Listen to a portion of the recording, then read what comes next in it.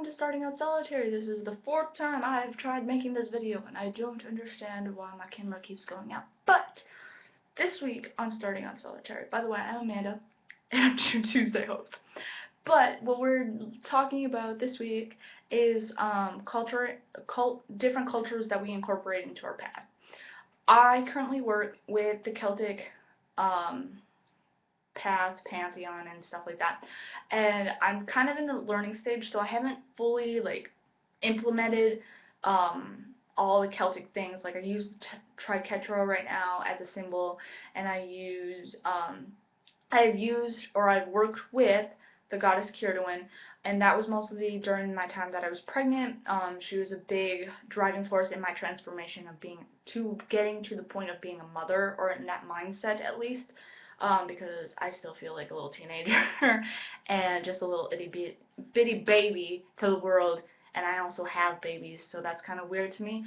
But she was the helping driving force to transform me into the mindset of being a mom and doing mom-like things now.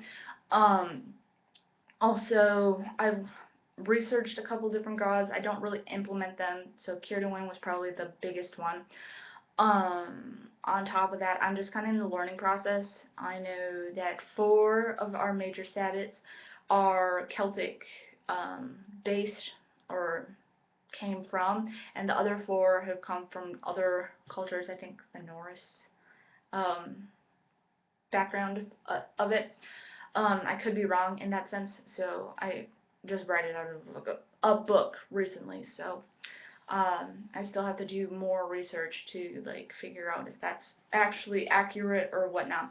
And that's something really hard with the Celtic path, is because we've lost a lot of information. So right now we're going through a Celtic rebuild of the path. So it's really interesting to me in how we're rebuilding and stuff like that, and how we get our information and stuff like that, and what we perceive as right and not right, and what they do and what they don't do. So that's kind of why I'm stuck on the Celtic path, is just kind of learning.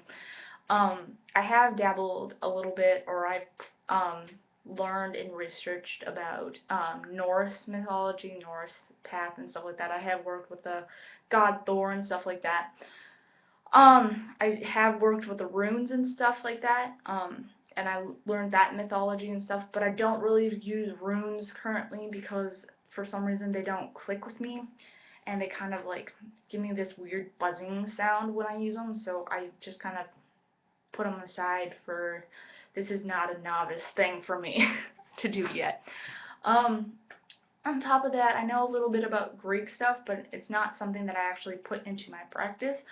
The only thing I can think about that I do put in my practice would be the Asian lucky cat and the Asian dragon, or the Chinese dragon and the Chinese lucky cat. I just say Asian because it's easier, I guess.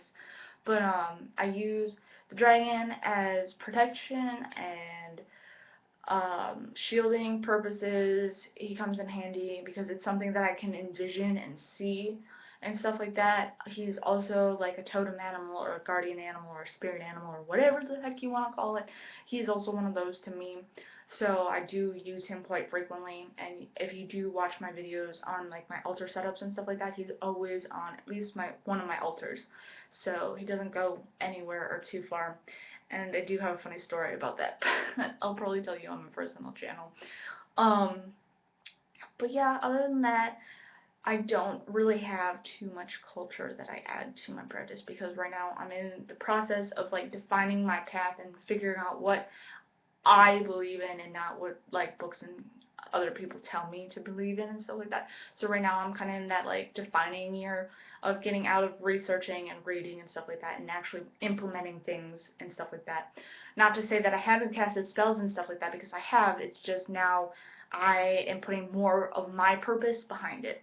So that is what I have to share with you guys this week, and until next time, you guys, blessed be.